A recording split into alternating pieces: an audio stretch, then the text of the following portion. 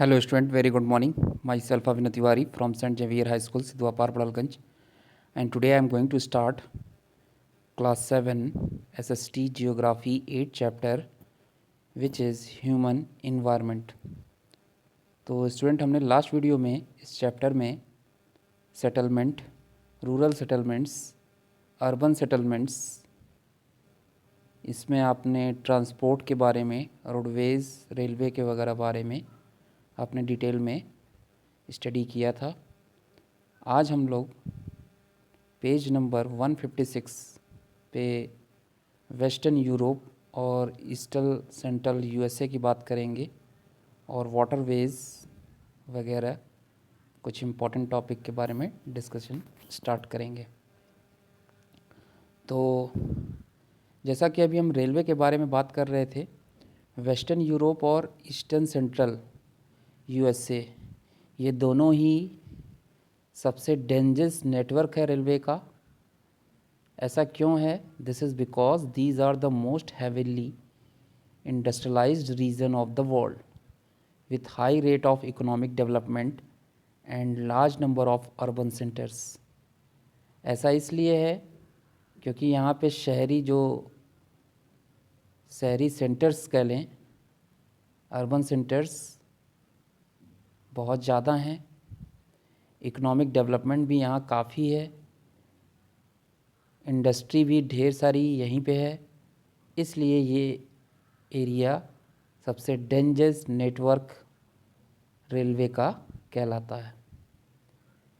India जो है दूसरे स्थान पर है पूरे एशिया में।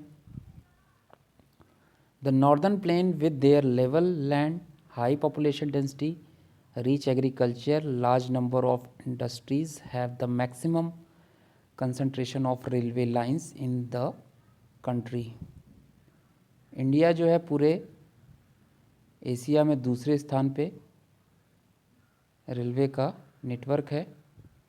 नॉर्दर्न प्लेन में लैंड ज़्यादा होने के कारण, पॉपुलेशन डेंसिटी ज़्यादा होने के कारण, एग्रीकल्चर फील्ड ज़्यादा होने के कारण, इंडस्ट्री के ज़्यादा हो जाने के कारण हमारे देश में रेलवे लाइंस जो हैं काफ़ी घनी हैं। The steam engines of the past have now been replaced with diesel and electric engine. पहले जो रेलगाड़ियों के इंजन जो थे वे भाप से चलते थे। आज ये हाल है कि भाप के इंजन को बदलकर डीजल और इलेक्ट्रिकल इंजन से चलने वाले रेलवेज तैयार किए जाते हैं। अब हम बात करेंगे वाटरवेज की। Waterways are the cheapest means of transport, most suitable for carrying heavy and bulky goods. Another advantage of water transport is that it uses existing route like rivers and seas. Waterways हम पहले से भी जानते हैं कि काफ़ी सबसे सस्ता साधन है ट्रांसपोर्टेशन का, जिससे हम आसानी से हैवी बल्कि गुड्स को आसानी से कैरी कर लेते हैं और हमें जिस रूट पर भी ले जाना होता है उस रूट पे हम रिवर और सी के द्वारा पहुंचा दिया जाता है। International routes like river and international trade is carried on mainly through water transport. Waterways are two types, inland and ocean routes. तो अगर इंटरनेशनल ट्रेड की बात करें तो जनरली वाटर ट्रांसपोर्टेशन दो टाइप का होता है। इनलैंड वाटरवे क्या होते हैं? These include navigable river, lakes and canals. इनमें नेविगेबल रिवर्स आते हैं, लेक और कैनाल शामिल हैं। Mechanical boats and steamers are used for carrying passengers and cargo across the inland waterways. इसके अलावा मैकेनाइज्ड बोट तैयार की जाती है, स्टीमर तैयार किए जाते हैं जिनका यूज़ पैसेंजरों को एक जगह से दूसरी जगह ले जाने में और कार्गो जितने होते हैं उनको भी काम के लिए लगाया जाता है। The Great Lake Saint Lawrence waterway in North America is the largest and the busiest inland waterway in the world.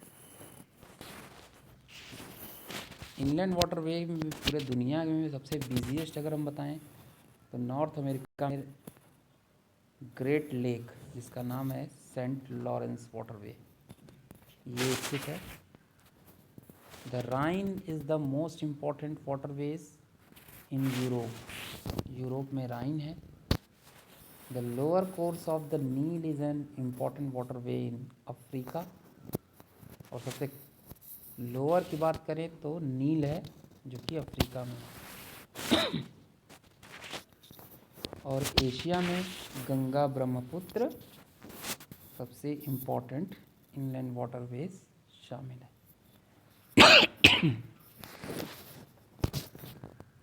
अब बढ़ेंगे ओशियन रूट्स की तरफ।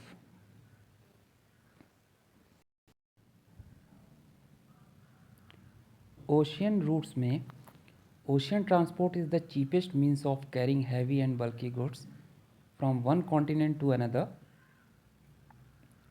ओशियन ट्रांसपोर्ट भी सबसे सस्ता है, चीपेस्ट ट्रांसपोर्ट है जो हैवी से बल्की गुड्स को एक कॉन्टिनेंट से दूसरे कॉन्टिनेंट तक ले जाने का काम करता है।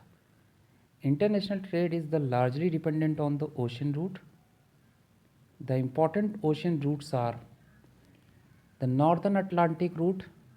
It connects the easiest part of North America with Western Europe। अगर हम बात करें इंटरनेशनली ट्रेड की जो बिल्कुल ओशियन रूट पे डिपेंडेंट है, ये 4 ओशियन रूट्स में बांटा गया है इन्हें। पहला है नॉर्थ अटलांटिक रूट, ये जो है नॉर्थ अमेरिका को वेस्टर्न यूरोप के द्वारा जोड़ता है। मेडिटेरेनियन सूज इंडियन ओशियन रूट, ये सेकंड मोस्ट इम्पॉर्टेंट सी रूट है जो यूरोप को ईस्ट अफ्रीका से जोड़ता है। ईस्ट अफ्रीका हो गया, ईस्ट एशिया हो गया, ऑस्ट्रेलिया, फार ईस्ट हो गए ये सब। The Cape of Good Hope route, ये जो है वेस्टर्न यूरोप और वेस्टर्न अफ्रीकन कंट्री को जोड़ता है।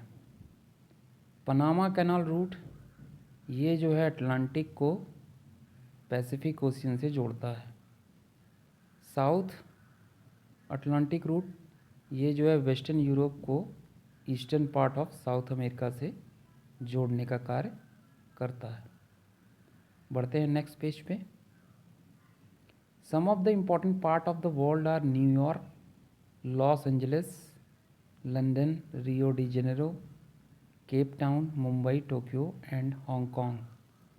इसके अलावा जो इम्पोर्टेंट पोर्ट्स हैं वर्ल्ड में, मैंने नाम अभी आपको बताया, ये सभी शामिल हैं। एयरवेज की बात करें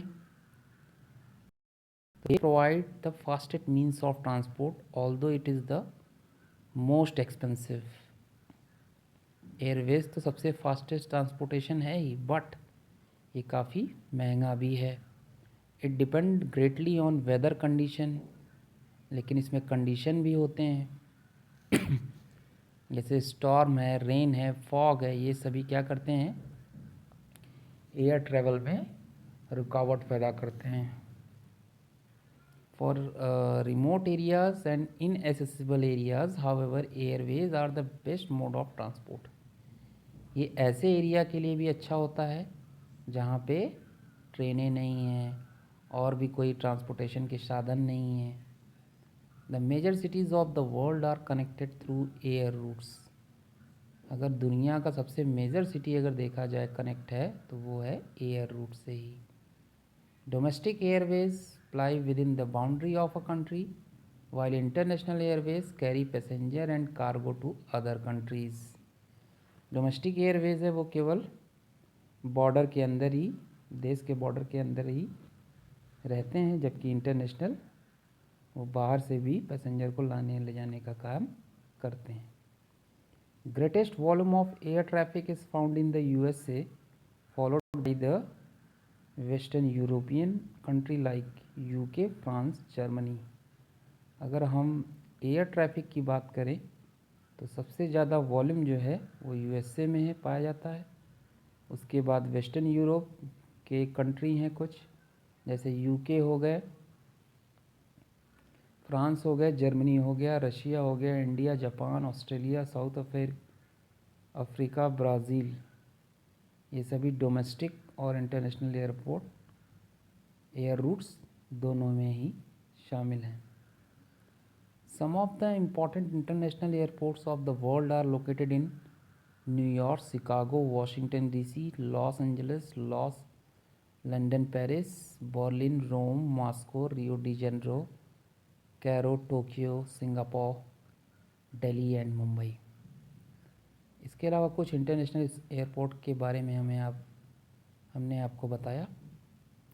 अब हम बात करते हैं कम्युनिकेशन की। Communication involves sending and receiving messages and ideas. In the early days, messages were sent through birds and also through human messengers. With the improvement of the transport system, communication between different people and even different country became easier. Communication जो है वो sending और receiving message और ideas को कहते हैं। पहले के दिनों में लोग कबूतर या पक्षियों से अपने मैसेज को एक पेपर पर लिखकर एक ही जगह से दूसरी जगह भिजवाते थे, लेकिन इसमें काफ़ी बदलाव आया है, ठीक है, और ये काफ़ी आसान भी हो गया है। The invention of telegraph and telephone and the introduction of mails brought about a major change in the field of communications. The invention of printing press mode, it is possible to communicate through books, magazines, newspapers. तो telegraph और telephone का invention हो जाने से mail को आसानी से एक जगह से दूसरी जगह भेजा जा सकता है। ये कम्युनिकेशन का अच्छा साधन भी है।